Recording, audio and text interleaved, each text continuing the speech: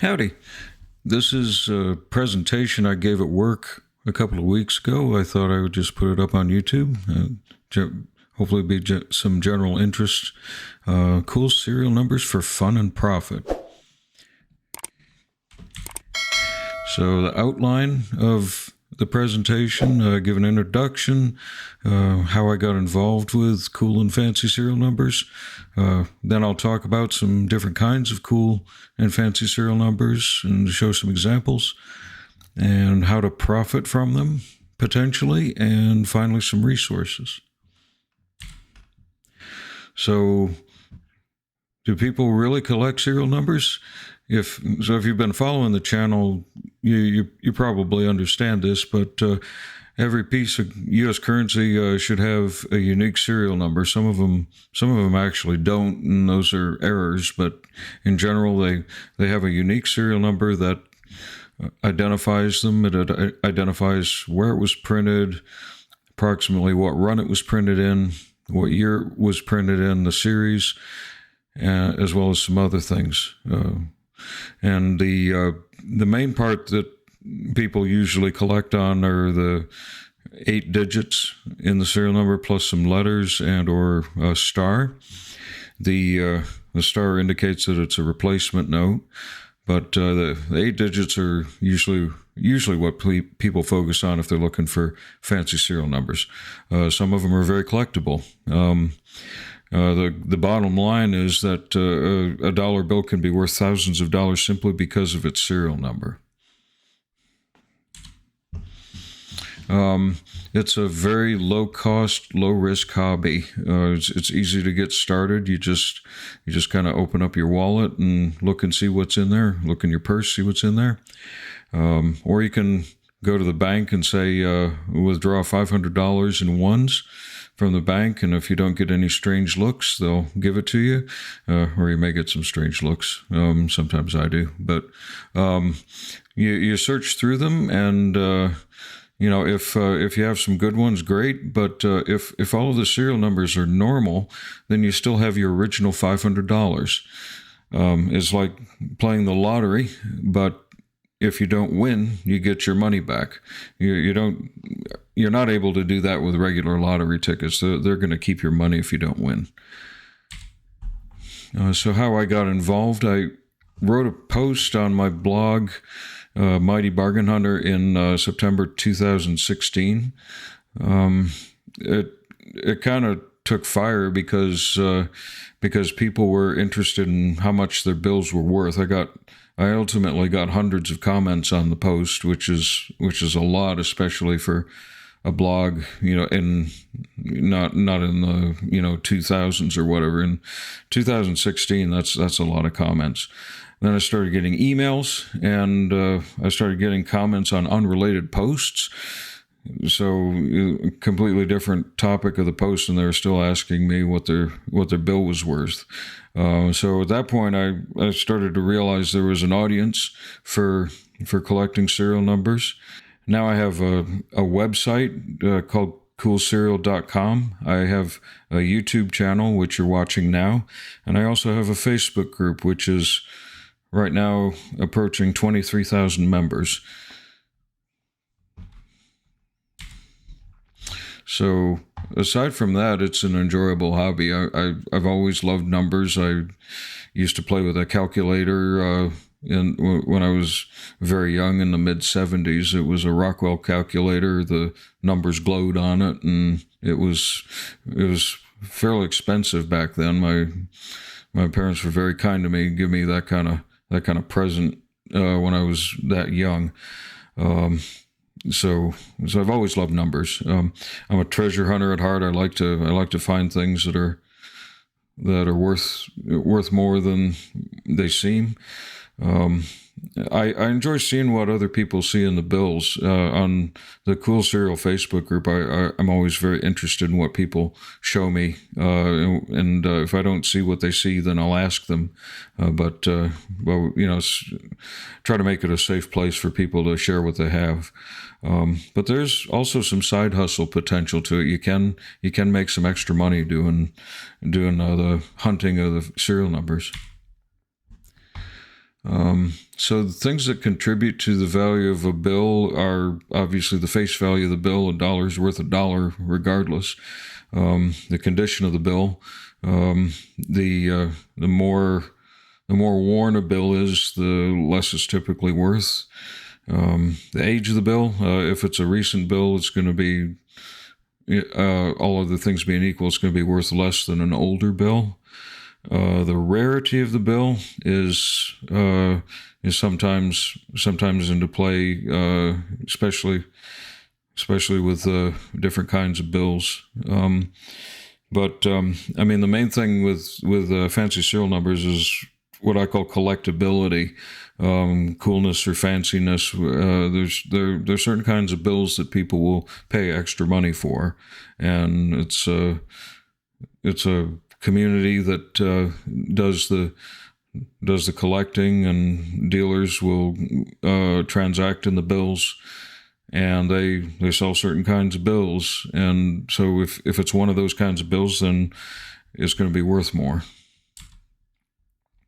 So the question of fancy versus cool is kind of in some ways it's subjective. Some people die on the hill.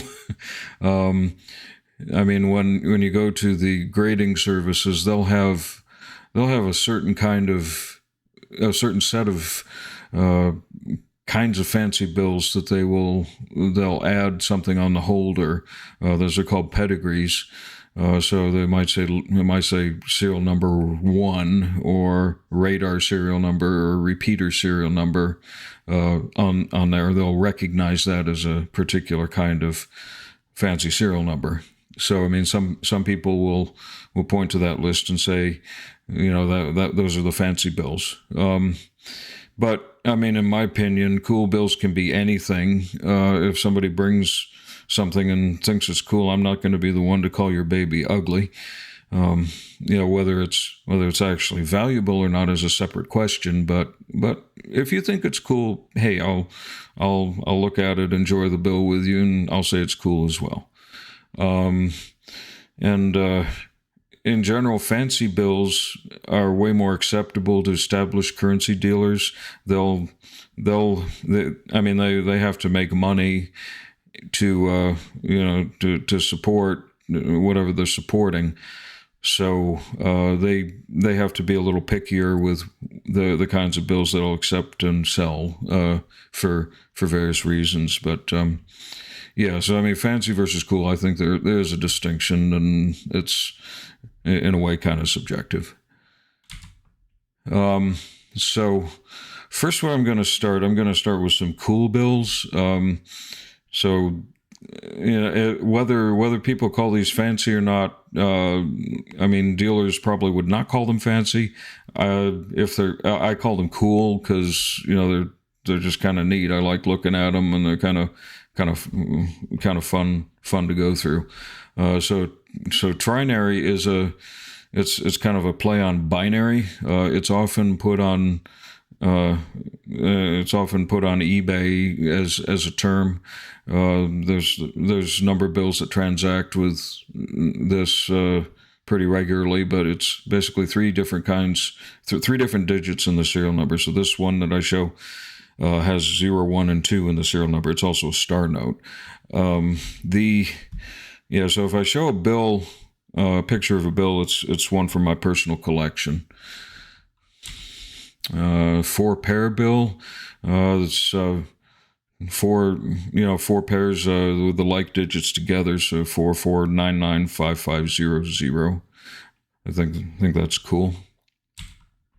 A skip note. Every other digit is the same. This one I got from a friend. He it's kind of it kind of goes down in 10, 60, 50, 40, 30. I thought it was neat. A bookend bill has the same digits on the front and the back in order. So this one has 275 at the front and the back of the serial number. So it'd be a 3-digit bookend. There's 1 and 2-digit bookends. Sometimes these go for a little more than face value on eBay if you're patient. So I also I've also seen on eBay zip code bills. 41% of 5-digit serial numbers are, or 41% of 5-digit numbers in general are U.S. zip codes. So if you have 3 or 4 digits at the front that are zero, then it might be fun to look to see if it's a zip code. And this one is a zip code in Texas. I think if I remember correctly, it's Houston, Texas. Birthday bills or binary bills. This one's both. So serial number is both a date and a non-traditional binary. The most typically the ones that people look for date notes have month, day, and year in that order. So this one would be February 2nd, 2022. Sometimes people will, because in general these bills are kind of hard to come by, they may be willing to accept something that has the year first and then month and day after that. So if it was 2022-0202, they might be willing to accept that. But typically they like month, day, and year order. So it's also a binary. It has 2 digits in it. 2 different digits, 0 and 2. Some people clarify this as a non-traditional binary, where they would call a binary one that a bill that has simply zeros and ones in it. Another way to describe that is a true binary, zeros and ones. And this one's kind of interesting. The scrambled ladder is a bill that has consecutive digits, but they're scrambled. So this one has digits 1 through 8 in a scrambled order. They're not particularly easy to find, but they're not particularly difficult in the grand scheme of things either. It's about one in every 600 bills or so is a scrambled ladder. So I keep the ones I find. I think they're kind of neat. And others a partial ladder. This one has 4 through 9 in order. So six of the 8 digits are a ladder. Obviously, if you had a full ladder, like an ascending ladder 1 through 8, or a descending ladder 8 through 1, those are very valuable and quite rare. But partial ladders are fun also. So some other kinds of cool serial numbers that I don't have really. I do have a tombstone. No, I should have put that on. But tombstones have 2 years in order, so 1945 to 2007, like you might find on a tombstone. Double triples have 3 digits of the same kind grouped together. 6 of a kind has 6 of one kind of digit. 1-up bills, I think I actually just made that term up because why not? So 2458, 2459. And there's some other pop culture bills that are that some people kind of like to collect. 143, I love you, number of letters in I love you. 3 6s, 3 7s, 3 8s, 420, 1337 for the geeks. There's a Tommy two-tone, and then 911. Yeah. So with fancy serial numbers, how do you do the math on them? In a given by doing the math, I mean, how do you determine how difficult it is to find them?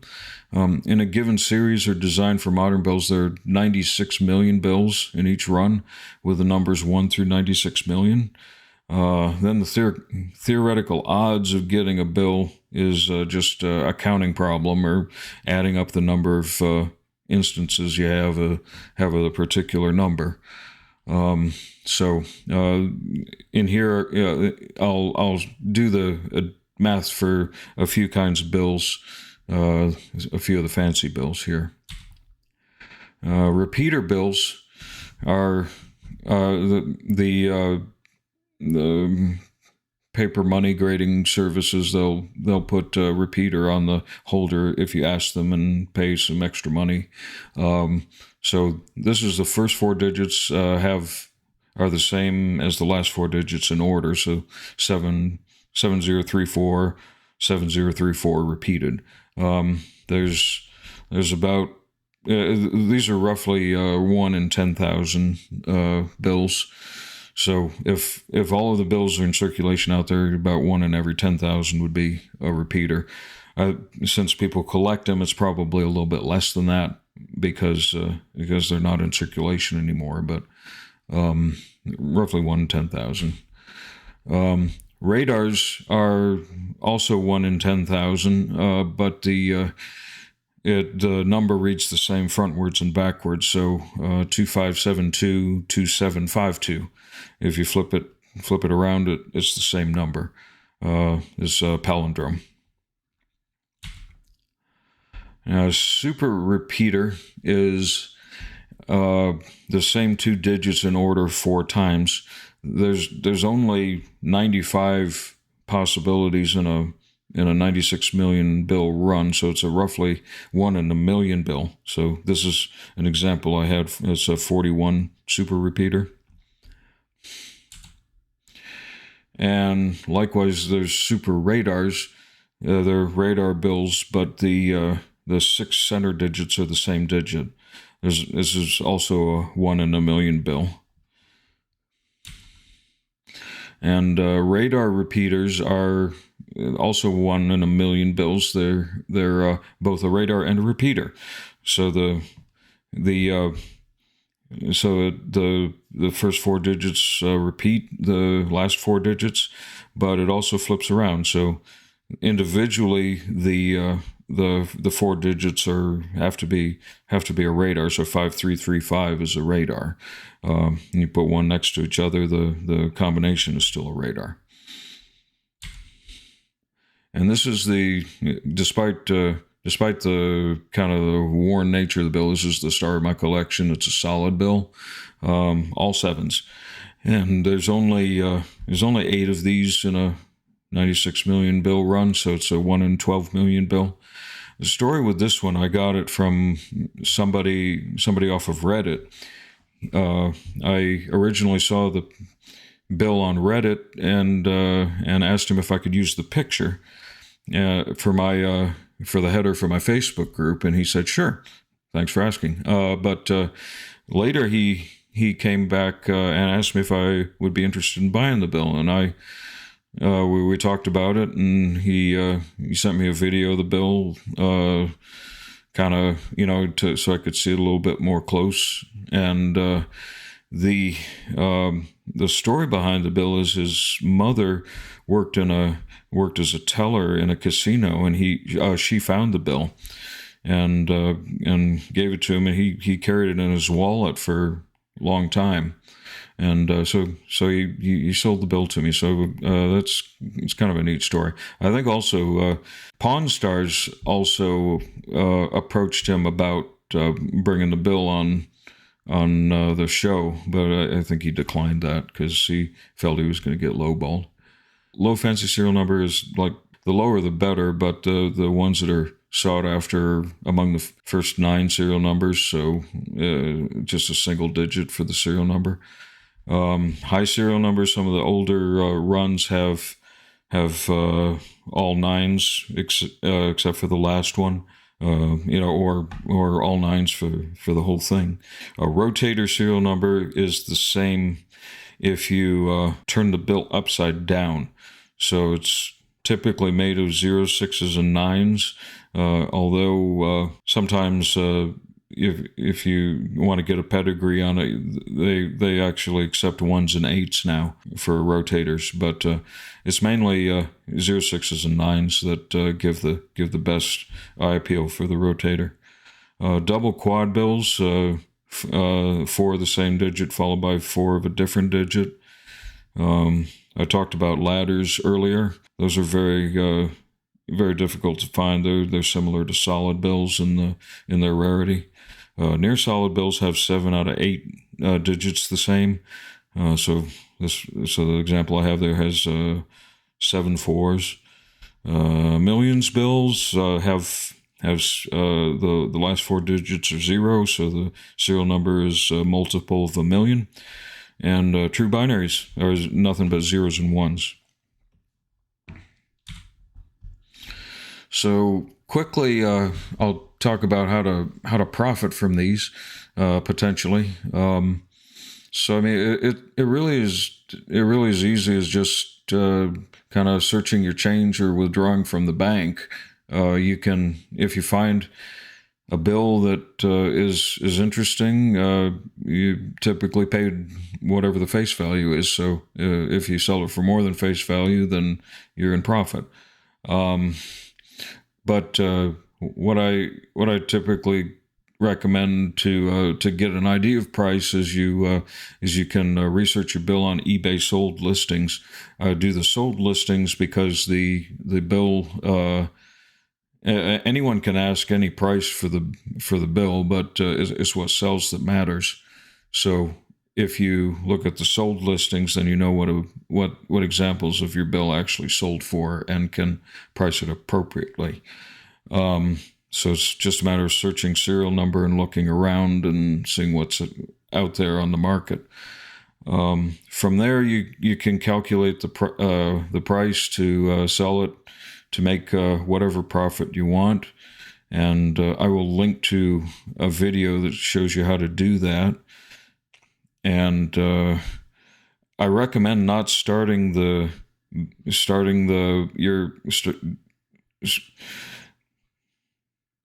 I recommend not starting it at a penny and expecting a bidding war to happen. It usually does not happen. So price it to sell what you want, and if it doesn't sell, it doesn't sell. That way you're not out anything, because eBay offers a lot of free listings per month. So if you list it, you only have to pay eBay fees if it sells, and those are typically built into your price. So if it doesn't sell, then you're not out anything except a little bit of time. Some bills need some patience, but there is a wide variety of bills that will sell on eBay, and it's I mean, what people look for and what they want is typically very personal, and it's you are likely to find some people that are interested in the kinds of bills that you have, especially if some have sold before. So I recommend giving it a shot, and if you can sell it for I think $4 or $5, you can easily ship it in an envelope and make profit on it. That's assuming it's a dollar bill, of course. If it's more than that, then you're losing money. But if it's a dollar bill, $4 or $5 should be fine to make a profit. So finally, I have just a couple of resources. The Facebook group is something I'm very proud of. It's I think one of the friendliest groups on Facebook for serial numbers, and I'm in there regularly and just try to be very encouraging, and I like to see what everyone collects and what they find interesting. And then, of course, the YouTube channel that you're on now. So that's the presentation. If you have questions or other comments, I'd love to hear them. So if you enjoyed this, love for you to subscribe, give the video a thumbs up, and thanks a lot. Enjoy the hunt.